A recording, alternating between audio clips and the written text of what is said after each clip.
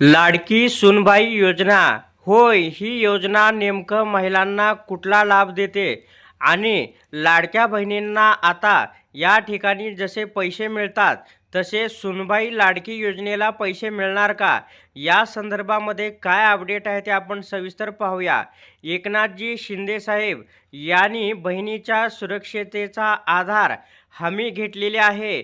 त्यांनी ट्विटरच्या माध्यमातून एक माहिती दिलेली आहे की लाडकी सूनबाई योजना ही प्रत्येक महिलेसाठी ही योजना आहे. आता या योजनेमध्ये लाभ नेमकं कसा मिळणार ते आपण पाहूया.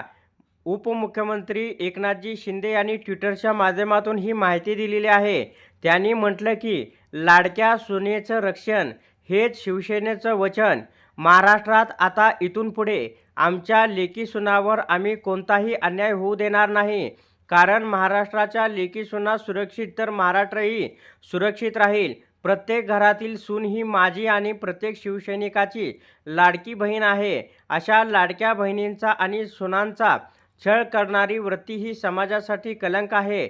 अशी वृत्ती ठेचूनच काढली पाहिजे. त्यांना अदल घडवली पाहिजे. त्यामुळे सुनांवर होणाऱ्या अन्याय करणाऱ्यांना इथून पुढे शिवसेना स्टाईलने धडा शिकवला जाईल. त्यासाठी लाडक्या सुनेचे रक्षण हेच वचन असल्याचं या अभियानात सांगितलेलं आहे. तर यापुढे लाडक्या सुनांचं हक्काचं माहेर असेल हे सासऱ्याच्यानीच लक्षात ठेवावं. महाराष्ट्रातल्या समस्त लाडक्या बहिणींनी, लाडक्या सुनांनी इथून पुढे कोणत्याही दबावाला बळी पडू नये. तुमच्यावर दबाव झुगारून टाका. लाडक्या सुनांच्या मदतीसाठी एक हे हेल्पलाईन नंबर आहे, आपण या ठिकाणी पाहू शकता. आणि या अभियानाच्या माध्यमातून या ठिकाणी कायदेशीर मदत ही महिलांना दिली जाईल. छळ करणाऱ्या आधी समजावून सांगितलं जाईल.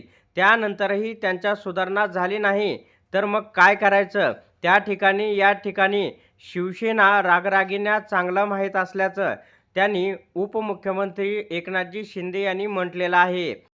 तर अशा प्रकारे आता लाडकी सूनबाई योजना ही लवकरच सुरू झालेली आहे.